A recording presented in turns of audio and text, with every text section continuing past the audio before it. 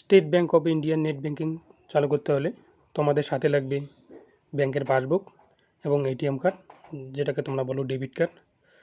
তো net banking active করতে গেলে তোমাদের আসতে হবে প্রথমে এসবিআই যে অফিসিয়াল ওয়েবসাইট আছে সেখানে আসতে হবে। তো তোমরা গুগলে এসে প্রথমে সার্চ করবে এসবিআই নেট ব্যাঙ্কিং, ঠিক আছে? এসবিআই নেট ব্যাঙ্কিং এখানে এসে সার্চ ক্লিক করবে। ক্লিক করার পরে প্রথমে যে ওয়েবসাইটটা শো করবে তোমরা সেখানেই ক্লিক করবে। তো প্রথমে যে লিঙ্কটা শো করছে এসবিআইয়ের, এই লিঙ্কে তোমাদের ক্লিক করতে হবে, ঠিক আছে? তো ক্লিক করবে, ক্লিক করার পরে নেক্সট পেজে চলে আসবে। তো পেজে আসার পরে এখানে যে লেখা আছে কন্টিনিউ টু লগ ইন, এখানে তোমাদের ক্লিক করে পরবর্তী পেজে যেতে হবে, ঠিক আছে?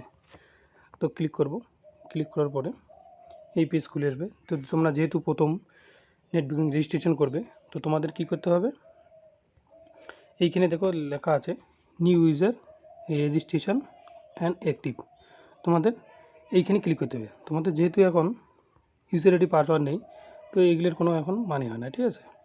তো প্রথমে তোমাদের নিউ ইউজারের রেজিস্ট্রেশনে এখানে ক্লিক করতে হবে। তো এখানে ক্লিক করার পরে পরবর্তী পেজটা ওপেন হয়ে আসবে। তো ওপেন হওয়ার পরে এখানে যে নিউ ইউজার রেজিস্ট্রেশন লেখা আছে তোমরা এটাই রেখে দেবে, ঠিক আছে? পরিবর্তন করতে যাবে না। তারপর নিচে আসবে, নিচে স্ক্রল করে আসবে, এখানে দেখবে যে নেক্সট বলা আছে, ঠিক আছে? তো তোমরা এখানে ক্লিক করবে। তো এই পেজে আসার পরে তোমাদের করতে হবে কি, তোমাদের ব্যাংকের পাসবুকে দেখবে তোমাদের অ্যাকাউন্ট নাম্বার আছে।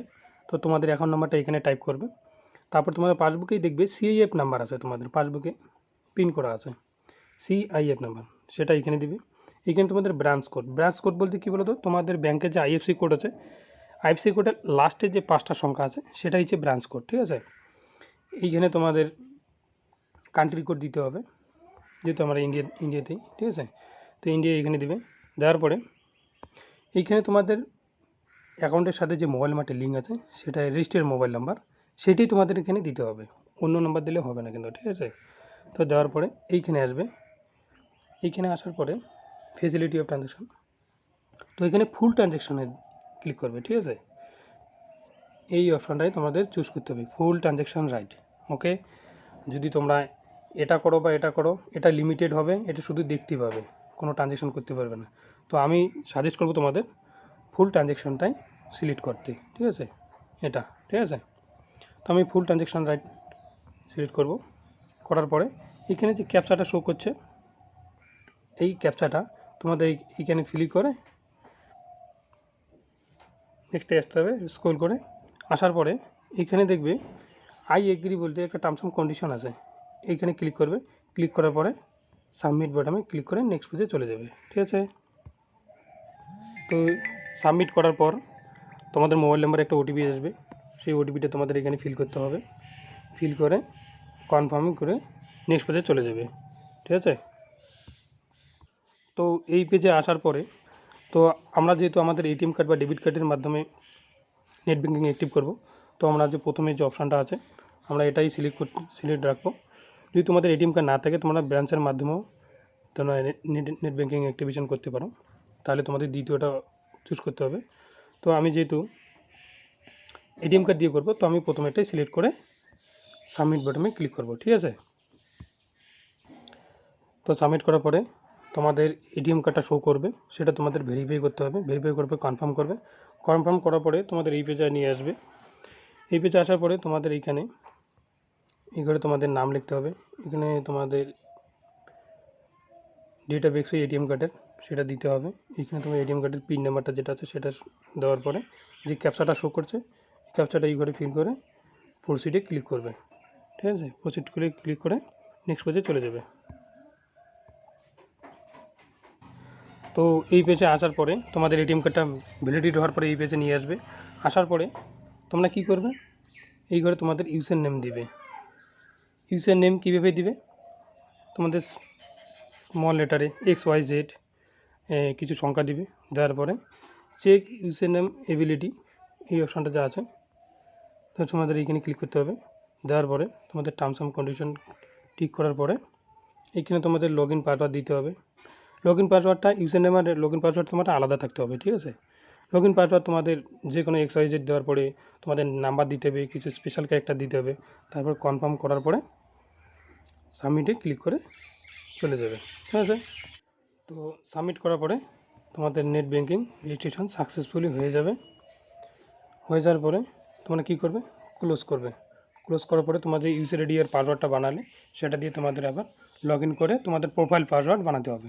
তো চলো আমি কীভাবে করতে হবে দেখিয়ে দিচ্ছি।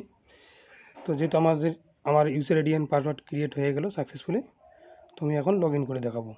লগ ইন করে তোমাদের প্রোফাইল পাসওয়ার্ড কীভাবে তৈরি করতে হয়। প্রোফাইল পাসওয়ার্ডটা কিসের জন্য করতে হবে বলো তো? তোমাদের যদি অনলাইন ট্রানজাকশন করো তখনই, বা তোমাদের অ্যাকাউন্টের মধ্যে কোনো পরিবর্তন, কোনো চেঞ্জ যদি করতে চাও, কোনো আপডেট, তাহলে তোমাদের প্রোফাইল পাসওয়ার্ডটার দরকার আছে, ঠিক আছে। তো চলো লগ ইন করে দেখিয়ে দিচ্ছি। তো লগ ইন করতে হলে তোমাদের কী করতে হবে, তোমাদের প্রথম পেজে আসতে হবে। আসার পরে এখানে তোমাদের যে ইউজার নেমটা ক্রিয়েট করলে সেটা ইউজার নেমটা তোমাদের এখানে দিতে হবে। যে পাসওয়ার্ডটা তোমরা ক্রিয়েট করলে পাসওয়ার্ডটা দিবে।